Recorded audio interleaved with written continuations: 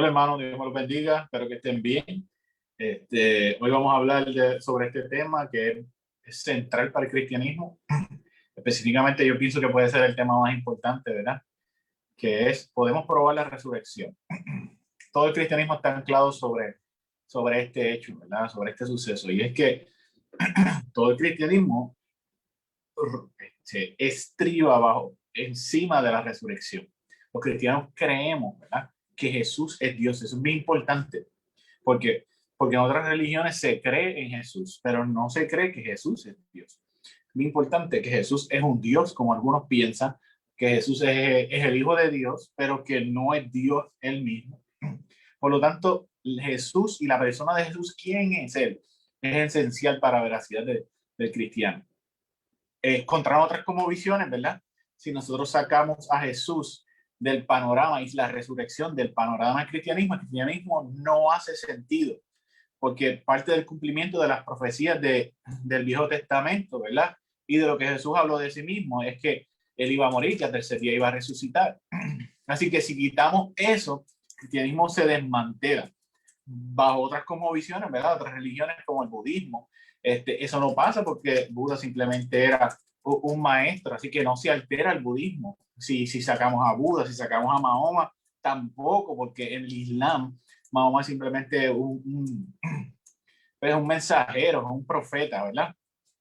Que da alguna interpretación de lo que Dios estaba pensando. Pero el cristianismo no es así. Jesús y la resurrección en el cristianismo son un tema central y el mismo no deja de funcionar, no sirve si no se da esto, si Jesús no está y la resurrección no es cierta. Pablo dice que si la resurrección no ocurre, somos dignos de pena y que bebamos y comamos, ¿verdad? En paráfrasis, porque esto se acabó. Primera de Corintios 15:32 le dice, por si motivos humanos luché contra fieras en Efesos, ¿de qué me aprovecha si los muertos no resucitan? Comamos y bebamos que mañana moriremos. Por eso, aquí está Pablo hablando de la posibilidad de la resurrección y eso es bien importante. La resurrección hay que diferenciarla de la resucitación. En español, nosotros usamos la palabra resurrección y resucitación intercambiables, ¿verdad? Y no importa, para nosotros no tiene ningún peso. Pero en el inglés y en el original sí hay una diferencia, ¿verdad? Y nosotros vamos a hacer esa diferencia hoy de manera, ¿verdad? Didáctica, si podemos decir así, o educativa, para que nosotros tengamos un conocimiento más amplio de lo que ocurrió con Jesús. Es bien importante que cuando nosotros hablamos de resucitación, cuando tú resucitas a una persona, es que una persona tiene que pasar por el evento de la muerte dos veces. Esto ocurre en la Biblia, ocurre con Lázaro, la hija de Jairo, ¿verdad? Todos ellos mueren y vuelven a la vida y tienen que morir de nuevo. Esto lo vemos todo el tiempo en el hospital. Un paciente se va en clave, le damos CPR, el paciente muere, no tiene pulso, vuelve a la vida. Este paciente eventualmente pasó por el proceso de resucitación, pero tiene que morir porque si no, vamos a ver personas con cientos de miles de años por ahí caminando y esto no pasa.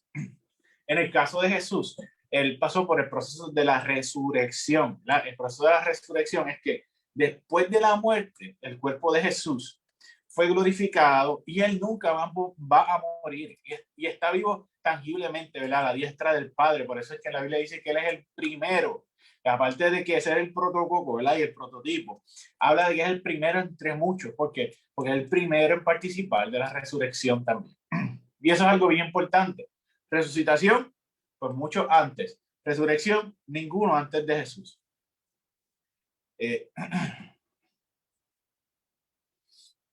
Importante, para nosotros poder hablar de la resurrección, tenemos que hablar de la muerte de Jesús. Y esto es bien importante, porque antes de Jesús poder pasar por la resurrección, tuvo que haber muerto. John Morrison, un abogado ateo, se puso a la venta a desmentir la crucifixión de Jesús específicamente. En el primer capítulo del libro, él escribe lo siguiente. Dice, el libro que no se quería escribir. ¿Por qué? Porque en el estudio de la crucifixión de Jesús, para desmentirla, él terminó dándole su vida a Jesús. Y terminó titulando el libro ¿Quién movió la piedra? Bien importante, bien impresionante, ¿verdad? Nosotros hemos visto no solamente esto en John Morrison, lo hemos visto en tantas personas que se han dado la tarea a desmentir, ¿verdad?, lo que dice la Biblia sobre Jesús y lo que dice la Biblia sobre muchas otras cosas arqueológicamente, ¿verdad?, socialmente, y han retado la Biblia y terminan dándole su vida a eso. Y esto es bien importante, algo que no dije al principio y que tengo que hacer el caveat, ¿verdad?, ahora. El cristianismo está fundamentado sobre un hecho histórico. Esto no aparece, pero usted siempre tiene que pensar de esta manera. Cuando nosotros leemos la Biblia, nosotros no leemos, no estamos leyendo un cuento, nosotros no estamos leyendo mitología, o sea, nosotros no estamos leyendo la imaginación de la mente de alguien, a menos que sea la imaginación de la mente de Dios, ¿verdad? Pero nosotros estamos leyendo historia. Y eso es bien importante porque el cristianismo está fundamentado en eventos históricos. Máxime lo que estamos hablando del del Nuevo Testamento, ¿verdad? El Nuevo Testamento, como hemos estudiado en estas clases en el pasado, tiene lo que se llama el derecho a autenticidad más grande existente como documento histórico al momento, ¿verdad? La muerte de Jesús se menciona como evento histórico, por lo menos por 42 autores antes del 150 antes de Cristo. Algunos de esos autores, por lo menos 6, escriben en el Nuevo Testamento. Pero hay algunos cristianos, hay algunos que otros que no, y hay fuentes extrabíblicas. Quiere decir que no se encuentran en la Biblia, como Josefo, ¿verdad?, entre otros, que son historiadores que, aunque estuvieron allí, hablan de eso, no se encuentran dentro del canon bíblico, ni ellos se hacen parte de su relación con Jesús. Porque mismo Josefo escribe como si él estuviese allí, ¿verdad? Él hace la descripción de la crucifixión, cuando el cielo se puso oscuro, cuando hubo el temblor. Todas estas cosas son extrabíblicas. Y es bien importante esto porque en el próximo slides, esto es un slide que me robé de internet de un sitio de apologética, ¿verdad? Que le cogí prestado para ilustración de ustedes. Yo sé que bajo ninguna circunstancia yo estoy reclamando derechos de autor sobre esto, pero estos son las fuentes, y ustedes la pueden guardar ahí porque me encanta este resumen, las fuentes que hablan de la crucifixión de Jesús. Y es bien interesante porque si miras a mano izquierda aparece el nombre en rojo del nombre de la fuente, pero a mano derecha dice en qué momento se hizo el escrito. Y eso es bien importante porque si eran Mateo, Marcos, Lucas, Juan, Pablo, Pedro, Josefo, Clemente de Roma, Ignacio, hasta Clemente de Roma, todos son del primer siglo. Quiere decir que toda esta gente que escribe en el primer siglo, inclusive algunos del segundo siglo, pudieron haber estado allí, como dijo Mateo, Marcos, ¿verdad? Y los testigos de los apóstoles de Jesús fueron del primer siglo. Eso es bien importante porque las fuentes en las cuales nosotros estamos recibiendo este documento y lo que se llama eyewitness testimony, ¿verdad? Estos testimonios de gente que vio, estuvo allí, ¿sabes? A ellos no le contaron, o si le contaron, ellos recibieron de primera mano los eventos que ocurrieron allí. Ignacio, Policarpo, Tácitus, Arites de Atenas, Justino Martín, Luciano, Melitos de Sartis, el Talmud, que es primera, segunda y tercer siglo, Maraver Sarpión, que hemos hablado de él en otras ocasiones, ¿verdad? Todos ellos son de primer siglo. ¿Por qué?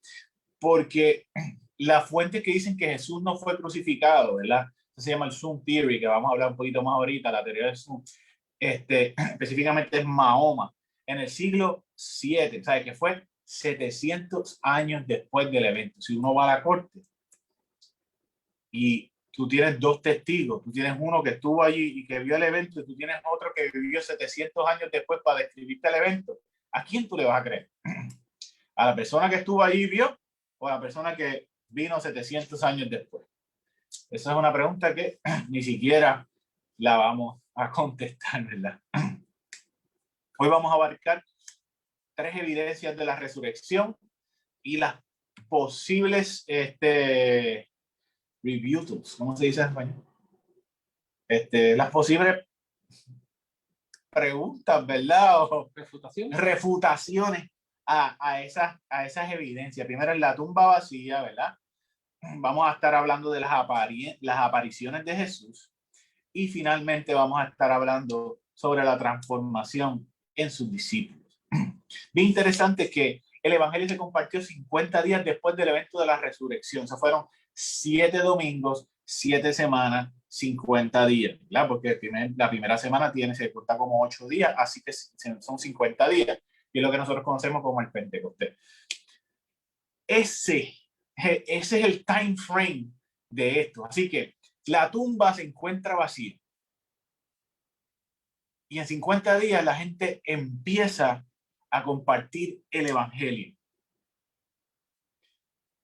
Si la tumba no hubiese estado vacía y la gente dentro de ese frame tan corto de tiempo empieza a compartir el evangelio, y yo no te creo, ¿cuál es la manera más fácil de yo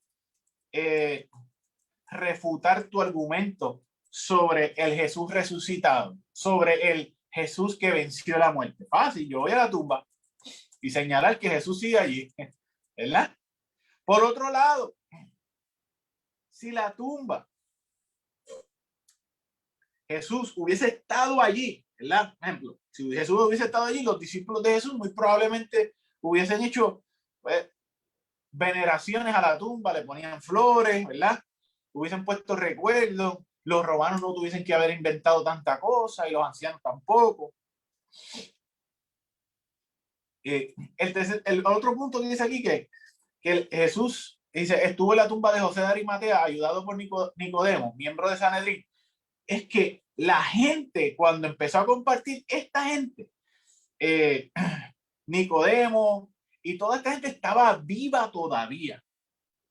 Y ellos prestaron su tumba para que pusieran a Jesús ahí. Si no, era bien fácil porque tú no podías llegar a una tumba equivocada, que es uno de las refutaciones. Las mujeres llegaron a la tumba equivocada, sí, pero es que la tumba de José de Arimatea es bien específica. No fue como que pusieron a Jesús en la última mano izquierda, ¿ves? Es que lo pusieron en una tumba específica y lo llevó un miembro del Sanedrín. Estamos hablando de que ocurrió específicamente. Cualquier intento, que esto es una de las cosas que se escucha por ahí, que no hace sentido en la historia de Jesús, ¿verdad? Es que dicen que cuando las historias pasan de tiempo en tiempo se convierten en leyenda y que la historia de Jesús es una leyenda. Pero tú no produces una leyenda en 50 días. ¿Sabes? En 50 días el evento está tan fresco en la mente de la gente, inclusive un evento tan brutal como este. Cuando digo brutal, lo que implico es todo brutal, ¿sabes? No a los puertorriqueños, es que Jesús fue crucificado y él fue literalmente torturado al frente de todo el mundo, ¿sabes? En rescate del dieron a Barrabás, ¿sabes? En intercambio del dieron a Barrabás, ¿sabes? Es algo que es serio. Todo el pueblo, todo Judea sabía lo que estaba pasando allí, ¿verdad? Todos los judíos sabían lo que estaban pasando allí. La gente que no era judía sabía lo que estaba pasando allí.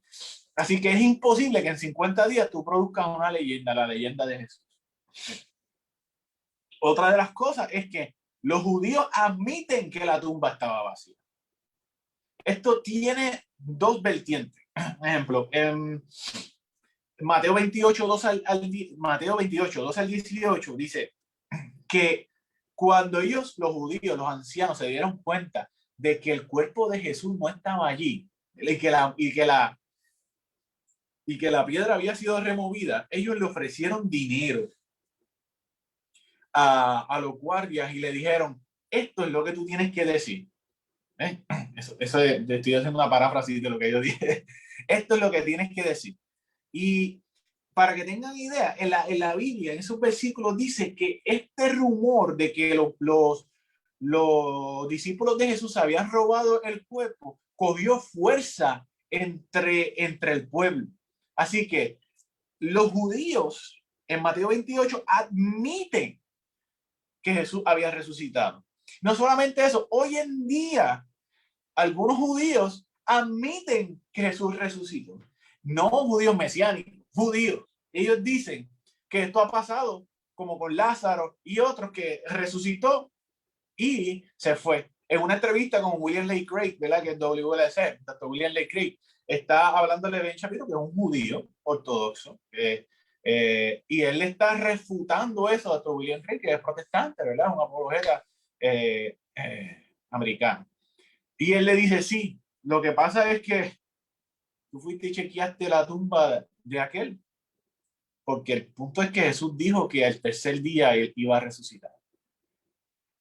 Es bien interesante esto, porque Jesús, él mismo le dice, y aparte de que él se hace Dios, ¿verdad? Él mismo profetiza y él habla de que las escrituras se van a cumplir en él, que al tercer día va a resucitar. Los discípulos murieron por la verdad. Vamos a ver un poco más al fin, ¿verdad? Este es el último punto, lo puse ahí y se me fue en el bosquejo, pero los discípulos murieron, ¿verdad? Por la experiencia que ellos tuvieron. Es bien interesante que una de las cosas que para este tiempo se sale de la norma es que el evento de la resurrección de Jesús fue entregado a las mujeres. El descubrimiento de que Jesús resucitó se le entregó a las mujeres. Y esto es bien interesante porque en este tiempo el Talmud dice que las mujeres no pueden ser un testigo válido. Si una mujer fuera, ¿verdad? O fuese bajo el Talmud testigo de un evento, no se puede coger su declaración porque no es válida por simplemente ser mujer. Así que algunos de los judíos en el Talmud sexista oraban dando gracias a Dios porque no eran mujeres ni gentiles. Así que bajo ese contexto, si fuéramos a crear una mentira, nunca usaríamos a las mujeres para esto, en este contexto, ¿verdad? Porque no te da, en una mentira bien elaborada, esto no te da veracidad, pero sin embargo le da poder a esto. Incluso cuando los discípulos varones reciben la noticia de las mujeres, ellos no le creen y salen corriendo hacia la tumba de Jesús.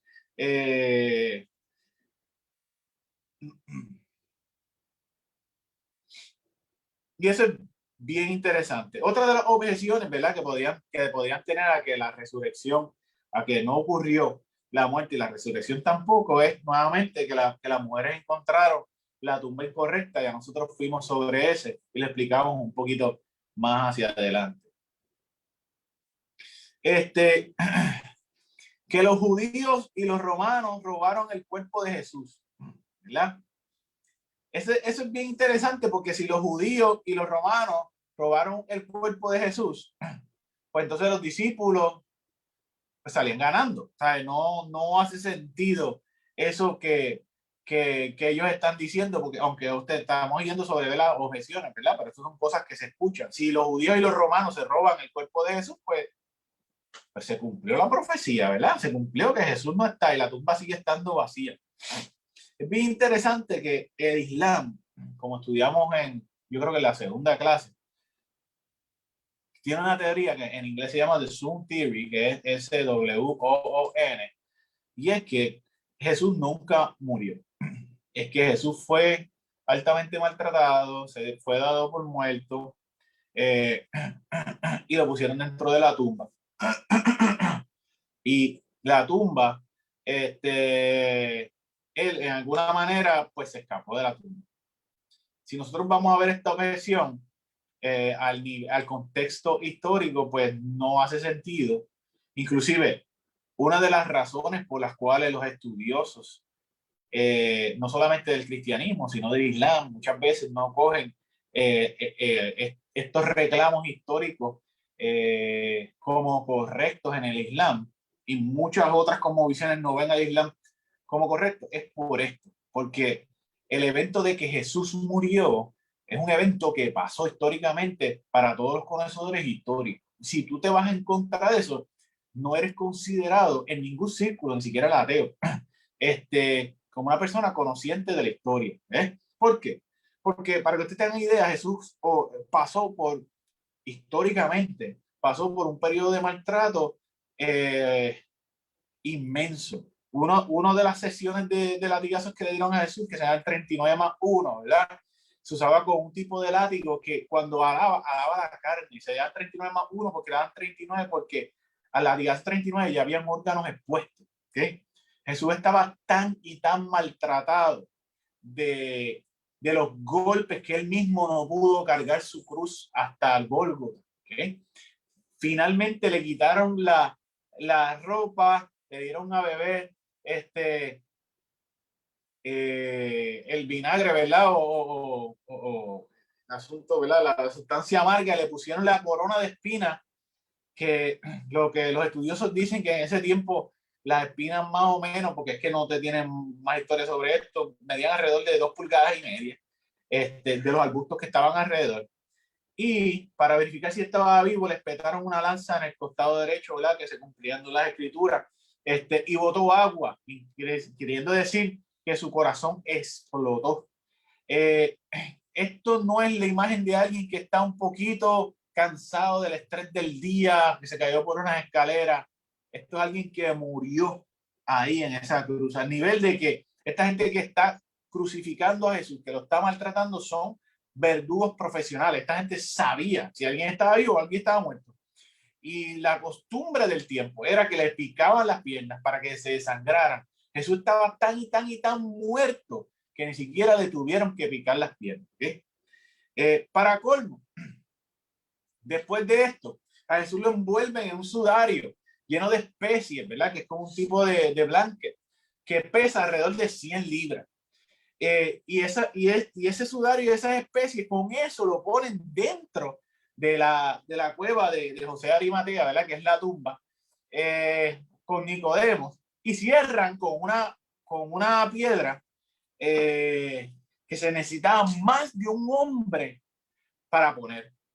Entonces, la teoría es que Jesús pasó todo esto, pero estaba un poco maltratado y él se quitó el sudario, movió la piedra solo y pasó por al lado de uno o más soldados élites romanos que si lo dejaba salir, lo iban a matar y se escapó. Zoom se escribe S-W-O-O-N. Yo lo escribí mal, disculpen, perdón. S-W-O-O-N. Sí. Este evento no tiene relación, esta teoría no tiene relación con la realidad ni con la historia, literalmente. Por eso ni se debate hoy en día, pero es algo que tenemos que conocer para que vean la magnitud del pensamiento que se despega de la realidad, ¿verdad? Porque ponle que Jesús haya pasado esto. En menos de 50 días, entonces Jesús tiene un encuentro con sus discípulos y está lleno de golpes, maltratado, con el costado herido, sangrando por todos lados. En 50 días no va a poder caminar. ¿Cómo se repuso? Entonces, los discípulos van a dar la vida por el Salvador que venció la muerte. No hay manera. O sea, no hay manera que Jesús haya podido, que ellos hayan creído este cuento del Jesús que conquistó la muerte y está herido. En primera vamos al segundo punto, ¿verdad? Ya fuimos bastante vasto. La historia lo dice, ¿verdad? Y tenemos muchas fuentes que hablan de la tumba estaba vacía. Pero aparte de eso, de la resurrección de Jesús, ya sabemos de la muerte, pero de la resurrección de Jesús, vamos a hablar de 1 Corintios 15, 1 al 8. Yo lo había puesto aquí. Se fue. Lo voy a leer.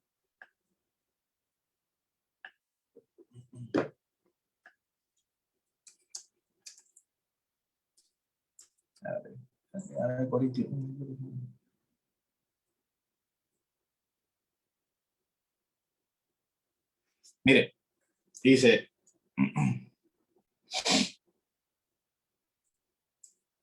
Dice, ahora hago saber, hermanos, del evangelio que os prediqué, el cual también recibisteis. Este es Pablo hablando, ¿verdad? No Pedro, como dice ahí arriba, que también me equivoqué, lo puse mal. En el cual también estáis firmes, el cual sois salvos y retenéis la palabra que os prediqué, a no ser que hayas creído en vano. Porque yo os entregué en primer lugar lo mismo que recibí, que Cristo murió por nuestros pecados conforme a las Escrituras, que fue sepultado y resucitó al tercer día conforme a las Escrituras. Que se apareció, ¿a quién se apareció? A Cefas y después a los 12 y luego apareció a más de 500 hermanos a la vez. Y mira lo más importante aquí, la mayoría de ellos los cuales viven aún. ¿Sabes qué? Cuando Pablo está dando este testimonio, la gente a la que Jesús se apareció, más de 500 siguen vivos. Algunos de ellos duermen, pero algunos siguen vivos. Después, la mayoría siguen vivos. Después se apareció a Jacobo, otro más. Luego a todos los apóstoles, sigue apareciendo. Y al último de todos, como a uno que nací fuera de tiempo, se me apareció a mí también. Estamos hablando que en esta porción bíblica nada más se está dando testimonio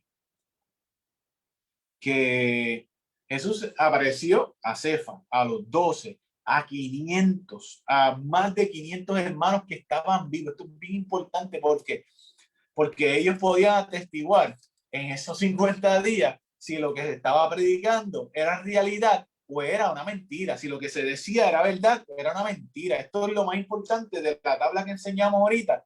De todos estos que escriben que es del primer siglo y del segundo siglo, ves lo que refutan esto, que son de 700 años después, que no tienen que ver nada.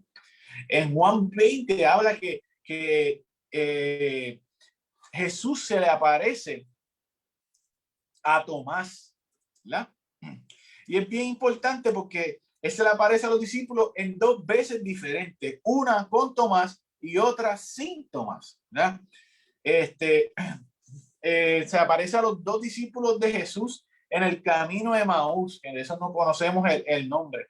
Se aparece en la orilla de la playa, Jesús aparece cocinando al final de Juan, comiendo, y Jesús comió. Y esto es bien importante porque Jesús comió, habla sobre la incorporación, ¿verdad? Sobre el cuerpo que Jesús tiene, el tangible, ¿verdad? En la resurrección, Jesús no un fantasma. Porque muchas veces, que lo voy a decir un poquito más adelante, es como que sí, Jesús resucitó, él sigue vivo en mi corazón. No, eso no fue lo que pasó. No es la idea de Jesús, es Jesús literal, ¿verdad? Hace un tiempo atrás, uno de un psicólogo clínico bien famoso en este tiempo, que se llama Jordan B. Peterson, hablaba del espíritu de Jesús que seguía vivo. Y él hablaba, esta es una persona que era agnóstica, ¿verdad? Pero es una persona que pues ha sido bastante transparente en las redes, en la búsqueda de lo que es la verdad. Y ha sido súper criticado, pero a la misma vez ha sido prácticamente el padre de muchas cosas que han nacido recientemente sobre la psicología clínica y sobre la psicología de la sociedad. Y él hablaba como el espíritu de Jesús seguía vivo, una persona que pues no es creyente, y está hablando sobre la influencia de lo que hicieron los cristianos en ese tiempo y de lo que hizo Jesús en ese tiempo, cómo sigue vivo esa cultura. Y definitivamente eso no es de lo que nosotros estamos hablando. Y eso es bien importante que nosotros hagamos la diferencia. Nosotros creemos que Jesús está vivo, literal, a la diestra del Padre, con los agujeros en sus manos, intercediendo por nosotros y a favor de nosotros. Eh, y otra de las apariciones ocurrió cuando Jesús se le aparece a uno de sus enemigos, ¿verdad? Ese es Saulo de Tarso. Saulo de Tarso, Jesús se le aparece en el camino, ¿verdad? Y la luz lo deja ciego y él le dice, Señor, ¿quién eres tú? Y dice, yo soy Jesús, a quien tú persigues, ¿verdad? Y él queda ciego y viene a Ananías y ora por él, ¿verdad? Y es bien interesante que esta persona, que es Saulo de Tarso, que se convierte en Pablo, que el que está dando este testimonio, era la persona que más odiaba el cristianismo para este tiempo, históricamente hablando. Y es la persona que termina entregando todos sus privilegios para vivir la vida que Jesús demandaba de él. Una vez tienes este encuentro con Jesús resucitado. Santiago, el hermano de sangre de Jesús. Esto es bien importante. La Biblia habla de los hermanos de sangre de Jesús porque hay sectas, ¿verdad?, dentro del cristianismo o vertientes dentro del cristianismo que piensan que María nunca tuvo más hijos después de tener a Jesús. Pero en Juan 7:5, ¿verdad?, vemos como los hermanos de Jesús, literalmente los de edad, nombre y apellido, los hermanos de Jesús no creían en él, pero Jesús, a parecerse a Santiago, se convirtió y terminó siendo uno de los padres de la iglesia de ese tiempo. Y terminó dando su vida y siendo crucificado, decapitado por Jesús. Mismo Josefo lo escribe en su historia que Santiago murió decapitado. Y esto es bien interesante porque nosotros amamos a nuestros hermanos, pero si nuestros hermanos están hablando de un delirio, de que ellos son Dios, pues yo no creo que ninguno de ustedes ni yo mismo demos nuestra vida por eso. Para nada, pero Santiago empieza su carta haciendo el acknowledgement de que Jesús es Señor y que Él es su Dios. Solamente un encuentro con el Jesús resucitado pudo haber provisto eso sobre su vida y producir este tipo de convicción hasta la muerte. Una de las objeciones, ¿verdad? Porque como ya hay tanta evidencia de las apariciones de Jesús, una de las objeciones más comunes es que fueron alucinaciones traumáticas de Jesús. Pero es bien interesante que las alucinaciones a nivel psicológico y clínico no se comparten. No se comparten en lo absoluto. Yo no tengo una alucinación y mi vecino la comparte, y menos 500 hermanos a la misma vez, diferentes lugares, teniendo el mismo encuentro con el mismo Jesús que le estaba hablando de las mismas cosas, muchos de ellos a la misma vez, y viendo a Jesús y comiendo con él. Inclusive, nosotros no compartimos sueños, eso no pasa. En el instituto de C.S. Lewis, ¿verdad?, donde están dando esta clase, la persona que le dice, a mí me encantaría poder compartir los sueños. ¿Por qué? Porque las vacaciones me salen baratísimas. Yo le cojo la mano a mi esposa, mi amor, vamos a soñar en Hawái. Me ahorré todos los chavos. Dice, esto no pasa. Las alucinaciones en grupo no pasan. Y la última evidencia de la resurrección de Jesús es la transformación de los discípulos. Cuando hablamos de la transformación, es la actitud de ellos, ¿verdad? Cuando Jesús murió, todos sus discípulos se esparcieron por todos lados, excepto Pedro, y fue donde, pues, él se quedó donde ocurrió el evento, ¿verdad? Eran personas sumamente temerosas, estaban escondidos, y después de que declaran haber visto al Cristo resucitado, todos ellos de momento se convirtieron en personas valientes y entregaron su vida por lo que un día estuvieron escondidos. Antes temerosos, después valientes y arrojados. Y podemos decir, pero está bien, ellos creyeron y esa fue su fe. Pero entonces hay mucha gente que da su vida por su fe y eso no convierte lo que ellos creen en algo verdad. Como un ejemplo, hombres bomba, ¿verdad? En el Islam, como ellos se explotan a sí mismos por lo que creen, pero no necesariamente eso dicen que lo que ellos creen es verdad. Pero es verdad que los hombres bombas dan su vida por lo que ellos creen, pero es totalmente diferente a lo que ocurrió en la Biblia. ¿Por qué? Eso lo puse después. No está, discúlpame, perdonen. ¿Por qué? Porque los apóstoles fueron asesinados por lo que creyeron. Los hombres bomba asesinan por lo que creen. Son dos posiciones bien diferentes. Los apóstoles predicaron el evangelio con amor. El hombre bomba asesina por odio. El hombre bomba asesinó en base a la convicción que alguien le enseñó. Los apóstoles todos murieron por lo que ellos experimentaron con la visitación de Jesús resucitado. Son dos cosas totalmente aparte. Todos fueron torturados. Ninguno pasó por alto la muerte. ¿Okay? Otra de las cosas que ocurre que yo puse ahí es que el sistema sacrificial de los judíos se detuvo. Y eso es algo que un día de esto podemos explicar y hemos hablado un poquito más adelante, pero de ese momento en adelante ya no se daban más sacrificios a Dios. Siempre tenemos que preguntarnos cuáles son las implicaciones de esto en nuestra vida. Pues en el pasado, ¿verdad? Si hablamos del pasado, presente y futuro, el pasado, Romanos 4:25 dice, el cual fue entregado por causa de nuestras transgresiones y resucitado por causa de nuestra justificación. La resurrección de Jesús es el signo de que tú y yo somos justificados y aceptados. Tu pecado está sobre Cristo, pero la justicia de Cristo está sobre ti y sobre mí. En el presente, Romanos 8, pero si el espíritu de aquel que resucitó a Jesús entre los muertos habita entre vosotros, el mismo que resucitó a Cristo Jesús de entre los muertos también dará vida a vuestros cuerpos mortales por medio de su espíritu que habita en nosotros. El Espíritu Santo que levantó a Jesús de la muerte, Él está contigo, conmigo. Y Él tiene poder y ha puesto en nosotros poder disponible para ti, para mí, para salvación y para sobrellevar todo pecado y toda prueba que este mundo, ¿verdad?, arroje sobre nosotros. ¿Y qué implica esto sobre nuestro futuro? Primera de Corintios 15:58. Por tanto, mis amados hermanos, estad firme y constante, abundando siempre en la obra del Señor, sabiendo que vuestro trabajo en el Señor no es en vano. Todo lo que hacemos para el Señor importa. Nada es en vano. ¿Qué podemos concluir de esto? Definitivamente, si la resurrección no ocurrió, todo testimonio de milagro en el nombre de Jesús es una mentira perfectamente calculada.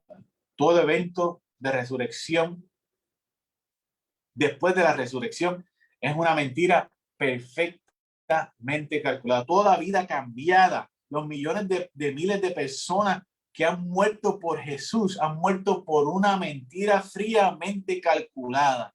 Y lo que Dios hizo en tu vida y lo que hizo en mi vida es una mentira que tú y yo estábamos fríamente calculando. Yo no sé tú, pero yo no tengo tanta fe para creer esto.